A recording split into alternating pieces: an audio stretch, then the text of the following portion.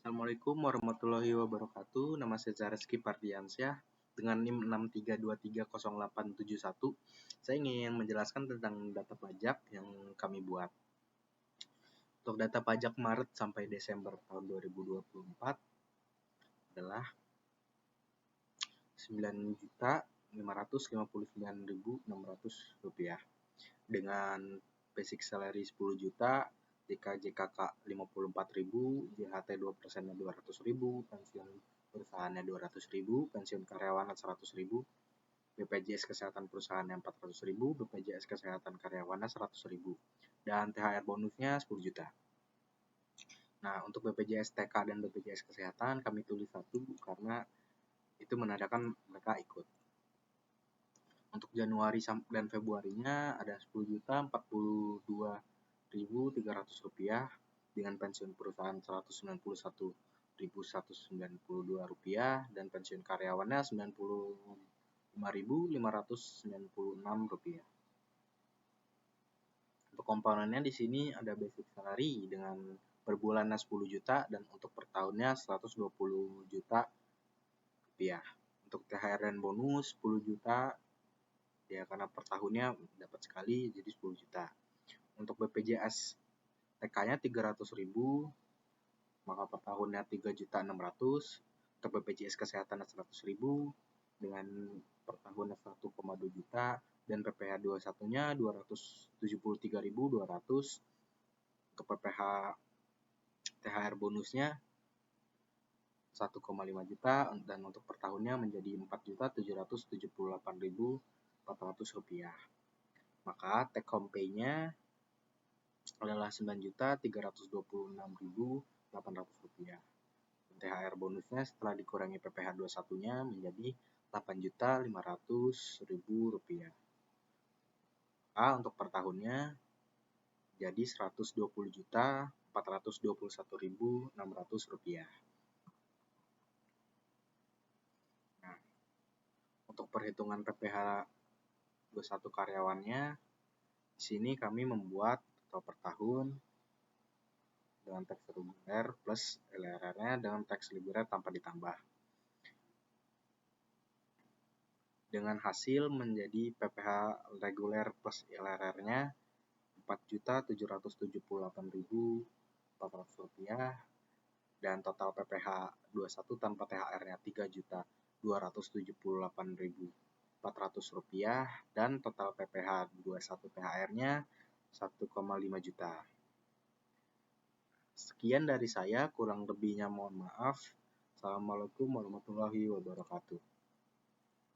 Di sini saya akan menjelaskan tentang pengisian SPT PPh pribadi 11770. Oke, tahapan yang pertama kita akan mengisi lampiran keempat terlebih dahulu.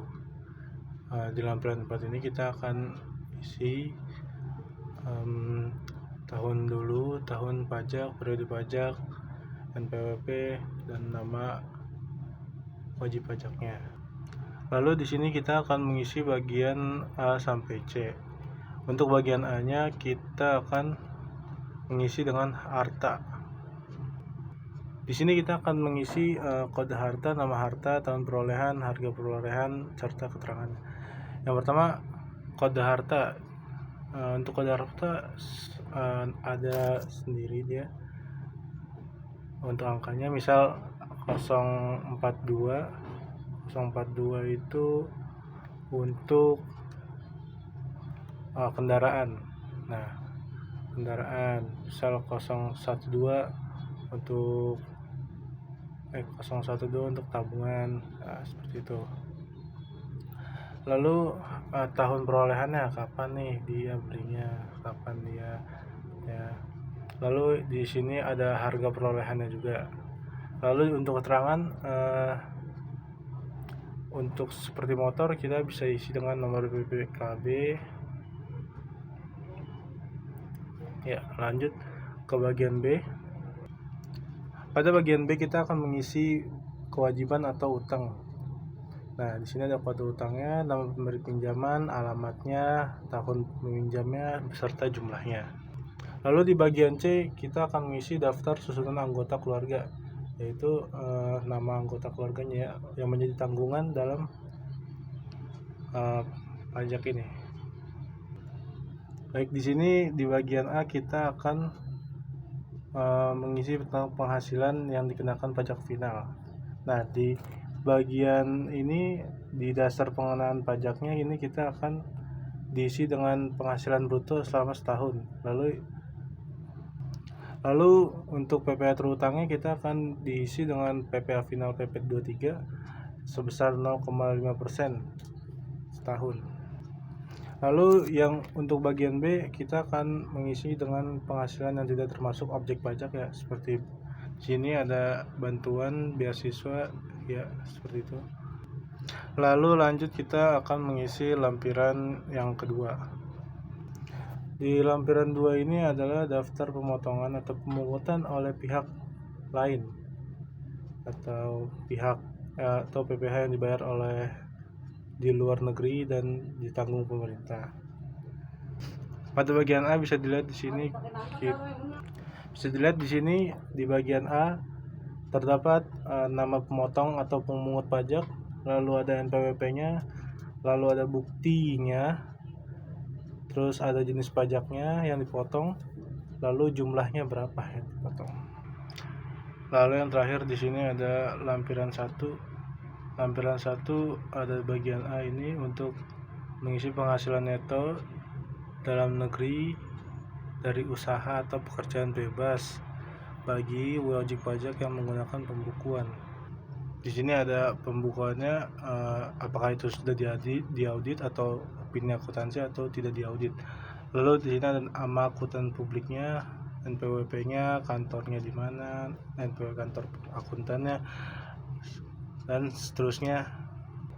Lalu di bagian B di sini ada untuk penghasilan neto dalam negeri dari usaha atau pekerjaan bebas bagi wajib pajak yang menggunakan norma penghitungan penghasilan neto atau menyelenggarakan pencatatan. Sini ada jenis usahanya, lalu peredaran usahanya berapa rupiah, normanya berapa rupiah, berapa persen maksud saya, lalu akhirnya netonya berapa. Lalu di bagian C ada penghasilan neto dalam negeri sehubung dengan pekerjaan. Lalu pada bagian D ada penghasilan neto dalam negeri lainnya ya, yang tidak termasuk penghasilan yang dikenakan PPh bersifat netral. Lalu ada untuk mengisi formulir induk yang awal ya. Nah, di sini ada KK, HB, PH, dan MT. KK itu sendiri adalah normal ya, penghasilannya digabung. Lalu untuk HB itu hidup berpisah berdasarkan putusan hakim. Lalu di sini ada PH juga, ada perjanjian pemisah harta. Nah, dan terakhir ada MT, yaitu memilih untuk menjalankan kewajiban secara sendiri. Setelah itu setelah itu kita akan merekap informasi dari lampiran 1 sampai 4. Penghasilan neto dalam negeri dari usaha atau pekerjaan ada di lampiran 1 bagian A dan B. Untuk neto dalam negeri sehubung dengan pekerjaan ada di bagian C di lampiran 1. Lalu untuk dalam negeri lainnya ada di lampiran 1 bagian D. Lalu penghasilan neto luar negeri apabila ada, lalu ada jumlah penghasilan neto, zakat yang wajib atau sumbangan, lalu ada jumlah penghasilan neto setelah dikurangi zakat atau sumbangan keagamaan, lalu ada kompensasi kerugian, jumlah penghasilan neto setelah pengurangan kerugian, lalu di sini ada penghasilan tidak kena pajak atau PTKP ya. Lalu di sini ada PKP juga. Lalu ada PPh terutang, pengembalian pengurangan PPh pasal 24 yang telah dikreditkan, jumlah PPh terutang, PPh yang dipotong yang ada di lampiran 2 bagian A, terus rincian PPh yang harus dibayar sendiri dan PPh yang dipotong, rincian PPh yang harus dibayar sendiri, jumlah kredit pajak, rincian PPh lebih atau kurang bayar, lalu keterangan permohonan restitusi, angsuran PPh dan lain-lain. Lalu di sini juga ada pernyataan yang harus diisi ya. Jangan lupa semua data diri di setiap lampiran itu harus diisi ya. NPWP, nama wajib pajak, tahun pajaknya, tahun pembukuannya, dari tahun berapa ke tahun berapa ya. Jangan lupa itu juga diisi. Oke, mungkin cukup sekian ya. Wassalamualaikum warahmatullahi wabarakatuh.